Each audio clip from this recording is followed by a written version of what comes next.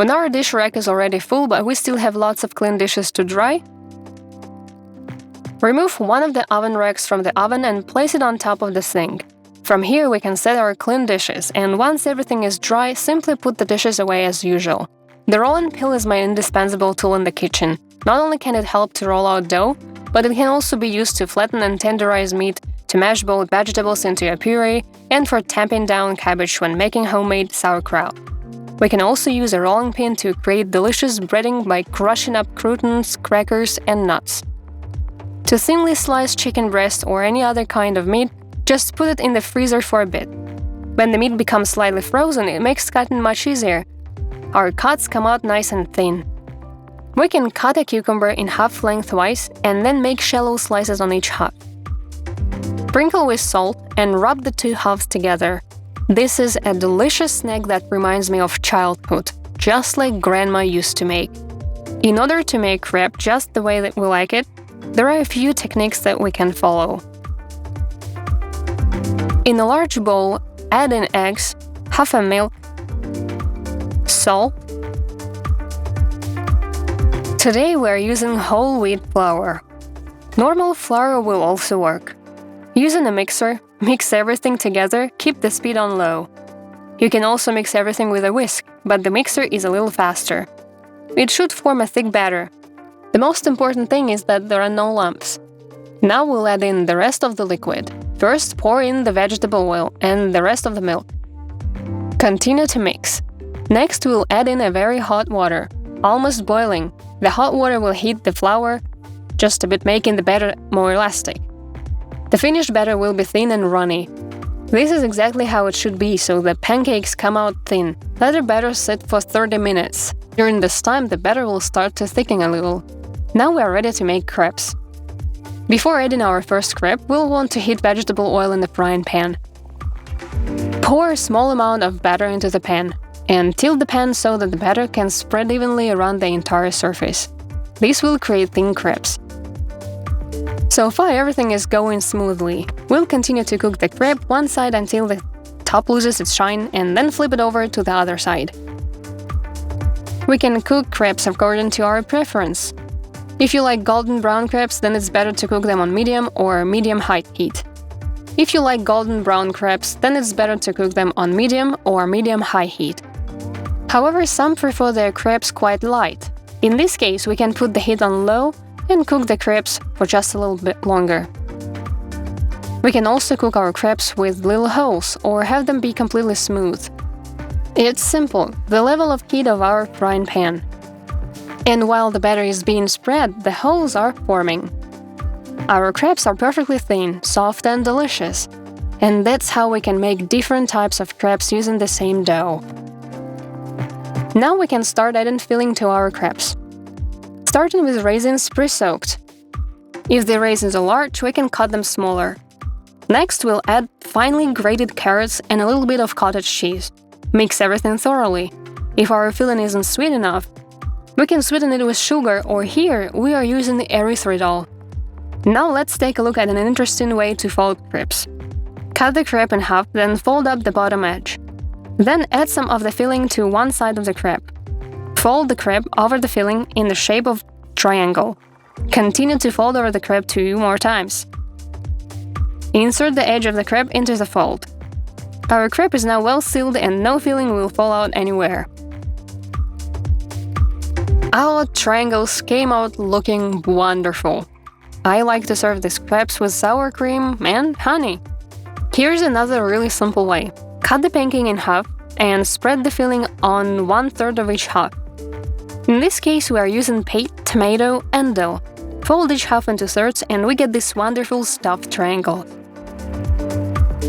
It's very easy to save sliced avocado. Place the half in a sealable container and next to it, we'll place a piece of onion. Seal the lid tightly and put it in the refrigerator. Now the avocado will not brown. We've tasted this method more than once. When bringing eggs home from the store, always check whether the eggs are placed in the egg carton correctly. Some of them have the pointed tip facing up, while others have the blunt tip facing. Eggs should always be stored with the pointed tip facing down and the blunt tip facing up. This will help keep their freshness much longer.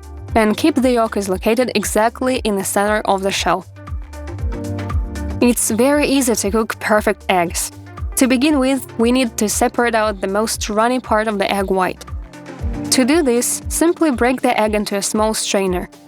We can use how the runny egg white filters through the strainer while the thick part of the egg white and yolk remain in the strainer.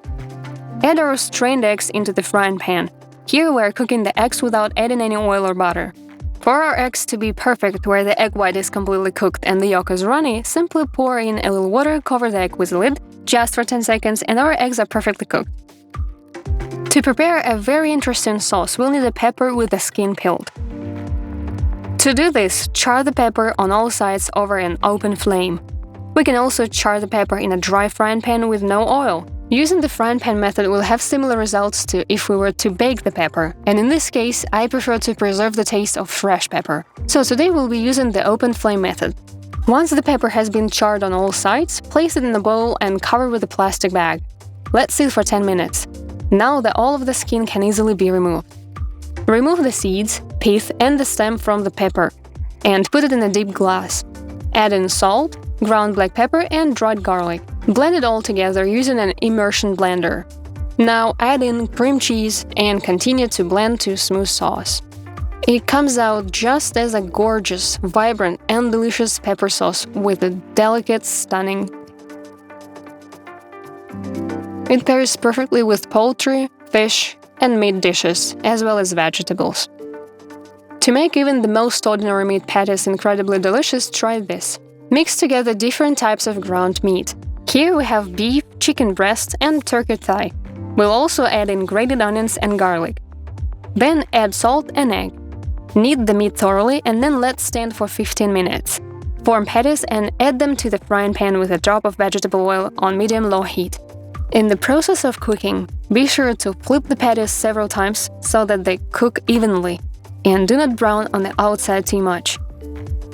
To check the readiness on the patties, we'll make a small hole with a knife. If the liquid that flows out completely transparent, then the patties are completely cooked.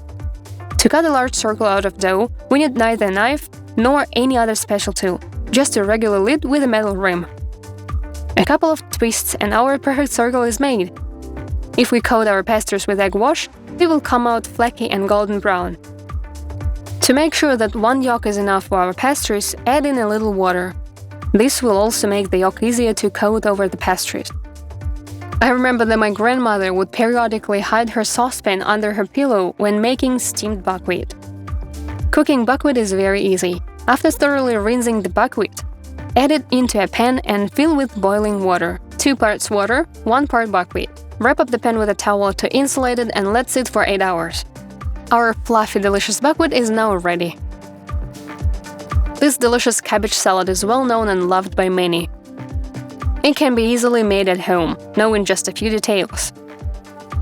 Add chopped cabbage into a pot, then add salt.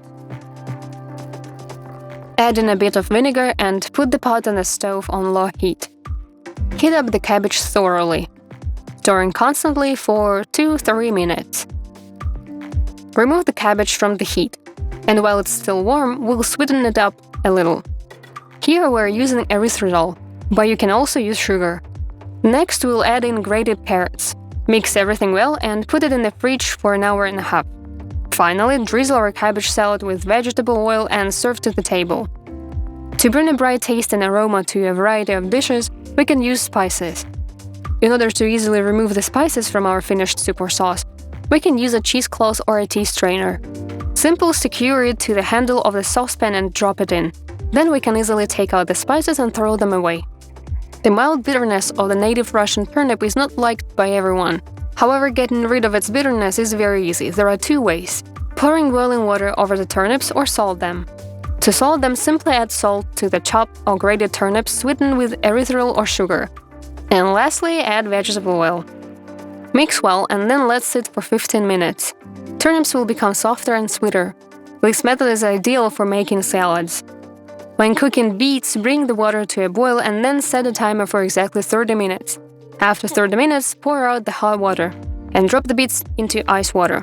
Leave them in cold water until they are completely cooled. If necessary, we can change the cold water or add more ice. These contrasting temperatures cook the bits perfectly.